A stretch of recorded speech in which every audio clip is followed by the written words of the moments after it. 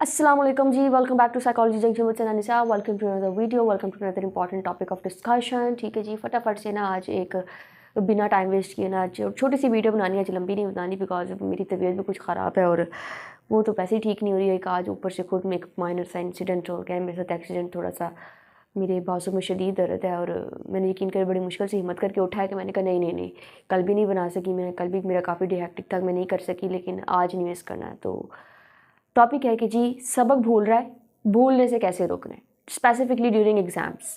तो इसके ऊपर एक अच्छा सा छोटे छोटे सीरीज़ ऑफ पॉइंट्स हैं जो कि फॉलो करने हैं सीरीज़ में। तो let's move to the topic. सबक भूल रहा है, स्पेसिफिकली ड्यूरिंग एग्जाम्स भूल रहा है, ड्यूरिंग टेस्ट बोलता है, ऐसे लगता है कि ब्लैंक हो रहे हैं या कुछ भी है। ठीक है, उसकी बहुत सी रीजंस हो सकती हैं, लेकिन अभी हम उन रीजंस के ऊपर नहीं जा रहे कि हम रीजंस कैसे कंट्रोल करें। हम सिर्फ इस चीज़ पर जा रहे हैं कि हमने इस चीज़ को फिलहाल वक्ती तौर पर कैसे कंट्रोल करना है, so that because time short है और उसकी वजह से ना हमें इस चीज़ को क्लियर करके गुजरना है। तो सबसे पहले मैंने आपको सीरीज़ ऑफ स्टेप्स बताने हैं। ठीक है, वो आपने सीरीज़ ऑफ स्टेप्स ऐसे ही यूज़ करने हैं जिस तरह मैंने आपको बताने हैं। आप इनमें से कोई भी स्टेप मिस नहीं करेंगे। ठीक है, बिकॉज मिस कोई भी स्टेप करेंगे ना तो उसका वो इफेक्ट नहीं आने वाला जो कि इन सारे स्टेप्स को फॉलो करके आएगा। तो वो छोटे से स्टेप्स हैं, बड़े सिंपल से स्टेप्स हैं और फटाफट से यूँ फॉलो अप हो जाएंगे। तो इनमें से जो दो स्टेप्स हैं ना वो बड़े मज़े के स्टेप्स आएंगे। इसके अंदर बड़ी मज़े की बड़ी स्ट्रैटेजी है, बड़े मज़े की छोटी छोटी टेक्निक्स हैं और वो स्पेसिफिकली उन लोगों की तो फेवरेट होने वाली है ना जो कि कहते हैं ना हर वक्त बस हमारा मुंह चलता रहे, हमारे मुंह में कुछ ना कुछ हो। या कुछ लोग ऐसे होते हैं जो कि different type of scents and different type of fragrances के बड़े शौकीन होते हैं। ये वो दो स्टेप्स जो है ना वो लोगों के लिए हैं। तो चले बढ़ते हैं वीडियो की तरफ और फिर मेरी बात सुन लें कि स्टेप्स सीरीज़ में फॉलो करने हैं। अगर आप सीरीज़ में फॉलो नहीं करेंगे तो फिर आप कंप्लेन नहीं कर सकते कि भाई हमने इस चीज़ को फॉलो किया था तो हमसे हुआ नहीं है। ठीक है, and I guarantee you if you follow these steps until up to your exams आपको सबक नहीं भूलेगा और आपको कभी भी कोई चीज़ नहीं भूलेगी। So before any further ado let's get started.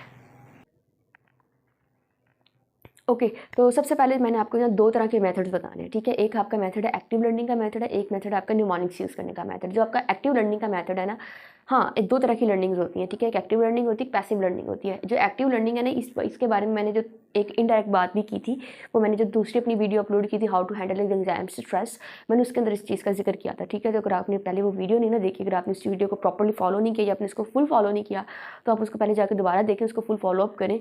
और उसके अंदर मैंने आपको छोटी छोटी चीज़ें बताई थी कि एक्टिव लर्निंग कैसे करते हैं, एक्टिव लर्निंग के फ़वाइद क्या हैं। ठीक है, और एक्टिव लर्निंग की वजह से आपका जो एग्जाम स्ट्रेस है वो कैसे सेटल डाउन हो सकता है। तो पहले उस वीडियो को देखें तो ताकि आपके बाद में इस वीडियो को दोबारा देखें ताकि आपका ना ये जो कॉन्सेप्ट है ना थोड़ा सा क्लियर हो सके। तो एक्टिव लर्निंग को जो प्रैक्टिस है ना उसमें 4 तरह के स्टेप्स आते हैं सीक्वेंस में फॉलो करने में। अगेन सही, ठीक है, सबसे पहली चीज़ है कि आप जो याद कर रहे हैं ना सबक, ठीक है, आपने जो चीज़ याद करनी है, आपने जो चीज़ मेमोराइज़ करनी है ना, आपने उसको प्रॉपरली लाउडली बोलना है। इतना लाउड नहीं बोलना है कि इधर उधर वालों को भी डिस्टर्ब करें। ठीक है, इतना लाउड बोलें जैसे हम कॉमनली किसी के साथ नॉर्मल वे में ना बात करते हैं बैठ के, like I am talking to you right now. ठीक है, मैं इतना ऊंचा बोल रहा है कि इस वक्त जो मेरी आवाज़ है ना वो सिर्फ मेरे इस रूम के अंदर है। ठीक है, उसके बाद जो दूसरा स्टेप है ना, जब आपने वो चीज़ मेमोराइज़ कर ली है ना, उसको मेमोराइज हुई चीज़ को डिस्कस करें, लाजमी डिस्कस करें, उसको डिस्कस करें। ठीक है, उसको आप खुद किसी कोई और बंदा है उसको समझा लें बिठा के। ठीक है, बेस्टरीन वे है ये, बेस्ट वे है, यकीन कर मैं खुद फॉलो करती हूँ इसको। और अगर आपके पास कोई ऐसा पर्सन नहीं जिसे आप समझा सकें तो ठीक है, मिरर के सामने खड़े हो जाएं, अपने आप को कोई बंदा समझें, आप उसको इमेजिन करें कि मिरर में जो आप इमेज देख रहे हैं वो कोई और है, आप उसके साथ अपना टॉपिक डिस्कस कर रहे हैं। तीसरे नंबर पर जो आपकी चीज़ है ना वो ये है कि प्लीज़ उसका थोड़ा सा रिटर्न प्रैक्टिस लाजमी किया करें, बायो में डायग्राम्स लाजमी प्रैक्टिस किया करें।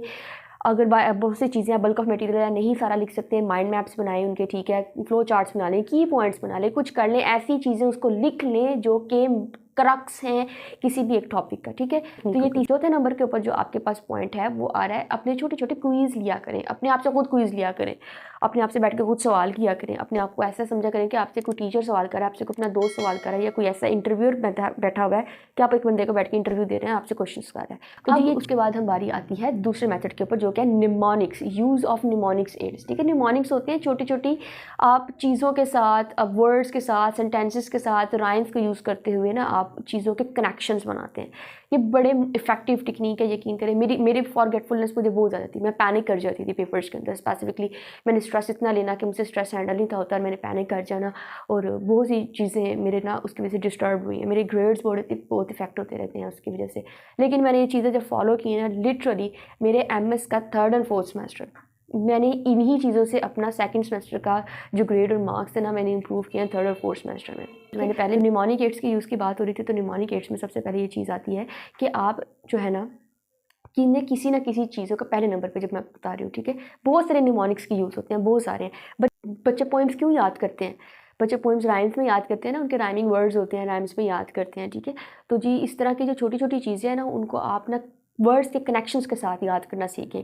आपको बड़े मज़े का ये फ़ायदे देंगे। कुछ ऐसी चीज़ें होती हैं जो कि सीक्वेंस में याद करनी होती है, लाइक पीरियोडिक टेबल के अंदर जो एलिमेंट्स हैं आपने वो सीक्वेंस में याद करने हैं, ठीक है, आप उनका सीक्वेंस चेंज नहीं कर सकते। ऐसी और भी बहुत सी चीज़ें होती हैं जो कि सीक्वेंस में याद करने वाली होती हैं। बायो में बहुत सारी चीज़ें ऐसी हैं, ठीक है। तो आप जो है ना उन चीज़ों को ना किसी वर्ड्स के साथ रिलेशनशिप बना के उनको किसी तरह से सीक्वेंस में लिख लें। आपने एक एलिमेंट्स के नेम सीक्वेंस में लिखे हैं, उनके फर्स्ट अल्फ़ाबेट्स उठा लें, उनको लिख लें, ठीक है, उनका कोई वर्ड बना लें, उनकी कोई अपने से उसके वर्ड की प्रोनाउंसिएशन बना लें, कुछ भी कर लें जिससे आप फिजिबल है ना, वो आपको बहुत इफेक्टिव रहेगा। ये होगी पहली चीज़। दूसरे नंबर पे आप राइम्स बनाया करें, ठीक है। डेट्स याद करनी होती है ना, डेट्स याद नहीं रहती, स्पेसिफिकली पाकिस्तान स्टडीज़ हो गई, ठीक है, या कोई हिस्ट्री का सब्जेक्ट और हो गया जिसके अंदर डेट्स याद करनी मुश्किल हो जाती हैं, डेट्स भूल जाती हैं, याद नहीं रहता कि इस डेट पर क्या चीज़ हुई थी। तो उस डेट्स के साथ ना कोई अपने से रिलेटेड कोई सेंटेंस बना लें, ऐसे सेंटेंस कि उस डेट का और उस सेंटेंस के अंदर ना किसी तरह राइम का कनेक्शन हो जाए, ठीक है। लाइक वो अमेरिका डिस्कवर हुआ था ना 1492 के अंदर, ठीक है, तो वो कोलंबस ने किया था डेफिनेटली। तो क्या उसका जो उसके साथ अगर आपने 1492 का याद रखना हो कि 1492 में क्या हुआ था, तो आप उसको ऐसे याद करते हैं कि in 1492 Columbus sailed the ocean blue, right. तो 92 टू के अंदर साउंड आ रही है two, and blue, two blue ये राइम का साउंड दे रही है। तो इस तरह राइमिंग्स करके ना आप इनको लाजमी याद किया करें, ठीक है। ओके, और द थर्ड टेक्निक, जैसे मैंने पहले कहा था कि वो मैंने 2 टेक्निक्स ऐसी बतानी है इसके अंदर जो कि उन लोगों के लिए बड़ी फ़ायदेमंद है जो कहते हैं कि हर वक्त तुम्हारे मुंह में कुछ ना कुछ हो, हम कुछ ना कुछ खाते रहे। कुछ लोग होती थी च्यूइंग की आदत होती है, हर वक्त उनके माउथ मूवमेंट, ऑरल कैविटी में मूवमेंट होती रहे ना, तो वो बड़ा अच्छा से याद कर लेते हैं, बड़े अच्छे से प्रैक्टिस कर जाते हैं। कुछ होते हैं सेंट्स से बड़े अपने आप को खुश रखते हैं, प्लेजेंट फील करते हैं, बड़ी मज़े की सेंट्स यूज़ करते हैं, बड़ा शौक होता है, हर वक्त सेंट लगा के रखते हैं। तो उन लोगों के लिए ये एंड वाली 2 टेक्निक्स हैं, ठीक है। जो पहले नंबर पे मैंने आपको टेक्निक बतानी थी कि आप च्युइंगम का इस्तेमाल किया करें, ठीक है। हाँ, च्युइंगम के अंदर अगर आप फ्लेवर्स यूज़ कर रहे हैं, different type of flavours use करें, तो ट्राई करें कि आपने जो चीज़ जिस वक्त बैठ के जिस च्युइंगम का जो फ्लेवर आपने यूज़ किया था ना, आपने उस टाइम पे बैठ के जो फ्लेवर उस वक्त यूज़ किया था, तो आप कोशिश करें कि जब आप एग्ज़ाम के लिए जा रहे हैं ना, तो आप उसी फ्लेवर की च्युइंगम्स लेके जाएं और वो अपने च्युइंगम्स ना अपने मुंह में रखा करें, च्यू करते रहा करें ड्यूरिंग पेपर उसको। ये साइंटिफिकली प्रूफ चीज़ें हैं, यकीन करें, ये बड़ी इफेक्टिव हैं और ये वाकई इफेक्ट करती हैं, ठीक है। चौथे नंबर के ऊपर जो है वो चीज़ आती है आपके पास फ्रेगनेंस का यूज़, ठीक है। हाँ, कुछ लोग होते हैं फ्रेगनेंस यूज़ करते हैं, different types of mist use करते हैं, ठीक है। तो आपने याद करने के दौरान अगर आपने को परफ्यूम का यूज़ करना है ना, ठीक है, तो आपको जो स्पेसिफिक चीज़ें मुश्किल लग रही हैं आप वो याद करें। और जब आप एग्ज़ाम के लिए जाने लगें या किसी टेस्ट के लिए जाने लगे ना, तो कोशिश क्या करें आप वो परफ्यूम ना कोई टेस्ट पेज ले लें, कोई टेस्टर्स होते हैं ना, परफ्यूम के टेस्टर्स होते हैं, टेस्टिंग स्ट्रिप्स होती हैं, उस पर लगा के साथ ले गए, ठीक है। पेपर्स के अंदर ऐसी चीज़ें अलाउड नहीं होती, आप वो ना लेके अपने वैसे परफ्यूम लगा के जा रहे हैं तो आप वैसे लगा के चले जाएँ, ठीक है। तो आपको जहाँ पे भी आपको कोई चीज़ भूलने लगेगी ना और आपने अगर तैयारी के दौरान वो स्मेल अपने ब्रेन को दी थी अपने सेंसेस के थ्रू, तो अगर आपने वही फ्रेगरेंस दोबारा आपने स्मेल की ना ड्यूरिंग पेपर, तो यकीन करें आपके पास 90% चांसेस हैं आपकी मेमोरी फुल रिट्रीव हो जाती है। आपने कभी गौर किया होगा परफ्यूम जो आपका बड़ा क्लोज फ्रेंड पर्सन यूज़ करता है ना और आप पब्लिक में से गुजर रहे हैं, तो अगर वही स्मेल आपने कहीं ऐसे राह चलते आपको आई है ना एकदम से और आपने फील किया वही स्मेल, तो आप एकदम चौंकते ज़रूर हैं, वो यही इधर कहाँ से आ गया। तो ये चीज़ें साइंटिफिकली प्रूव्ड है, तो प्लीज़ इन चीज़ों को फॉलो करें। आई होप कि आपको ये ज़रूर इफेक्ट करेंगे। आई एम अगेन सेइंग कि ये वही सीक्वेंस में आपने लेके चलना जिस सीक्वेंस में मैंने आपको बताया है, तो इंशाल्लाह आपको इसका इफ़ेक्ट ज़रूर मिलेगा और मुझे यकीन है कि आप अच्छे से अपने एग्ज़ाम्स को क्लियर कर सकते हैं और आपकी ये फॉरगेटफुलनेस का जो इशू है ना, ये भी बहुत हद तक क्लियर हो जाएगा। तब तक के लिए स्टे सेफ, फ़ी अमानिल्लाह, अल्लाह हाफ़िज़।